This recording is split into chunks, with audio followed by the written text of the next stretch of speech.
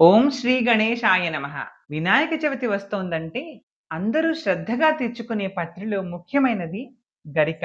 గణేశుడు భక్త సులభుడని ఆయన్ను ప్రసన్నం చేసుకునేందుకు వివిధ రకాల పుష్పాలు లేకున్నా ఓ 4 గరిక రెబ్బలు వేస్తే చాలని ఆయన మన మనసులోని కోరికలను వెంటనే నెరవేరుస్తాడని పెద్దలు చెబుతారు.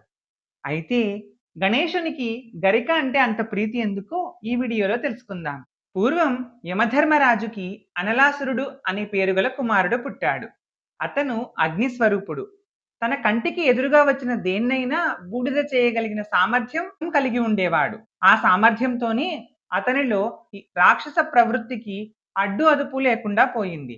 ఓసారి ఏకంగా స్వర్గలోకాన్నే బూడిద చేసేందుకు అనలాసురుడు బయలుదేరాడు.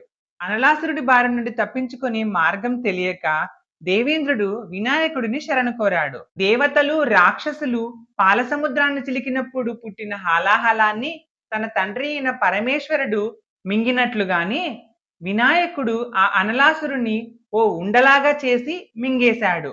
కానీ తన ఉదరంలోకి చేరిన అనలాసురుని అగ్నితత్వంతో విపరీతమైన తాపాన్ని అనుభవించాడు.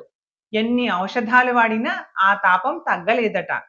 చివరికి పరమేశ్వరుడి సలహా మేరకు 21 గరికలను ఆయన శరీరం మీద కప్పడంతో ఆ తాపం తగ్గిందని ఓ ఐతిహ్యం.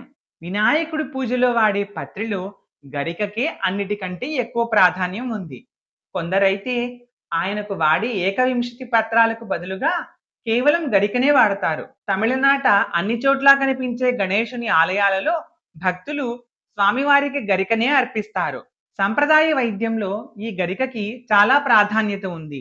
గరికకు త్రిదోషాలను హరించే గుణం ఉందని ఆయుర్వేదం చెబుతోంది. రక్తస్రావాన్ని అరికట్టడంలో గరిక సహాయపడుతుందని, అందుకనే దెబ్బలు తగిలినప్పుడు గరికను అప్పటికప్పుడు నూరి గాయానికి పట్టించేవారట పెద్దలు. గరిక ప్రకృతికి నిరాడంబరతకు చిహ్నం.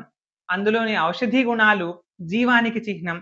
అటువంటి గరిక గణేశునికి ప్రీతి కావడంలో ఆశ్చర్యమేముంది. వినాయకుని పూజలో గరికను సమర్పించి ఆ విఘ్నేశ్వరుడి ఆశీర్వాదాలు పొందండి. ఓం శ్రీ గణేశాయ నమః. నచ్చితే లైక్ చేసి షేర్ చేయండి. ఇలాంటి మరిన్ని వీడియోల కోసం ఈ ఛానల్ని సబ్స్క్రైబ్ చేయండి. వీడియోపై మీ అభిప్రాయాన్ని కామెంట్ సెక్షన్లో తెలియజేయండి.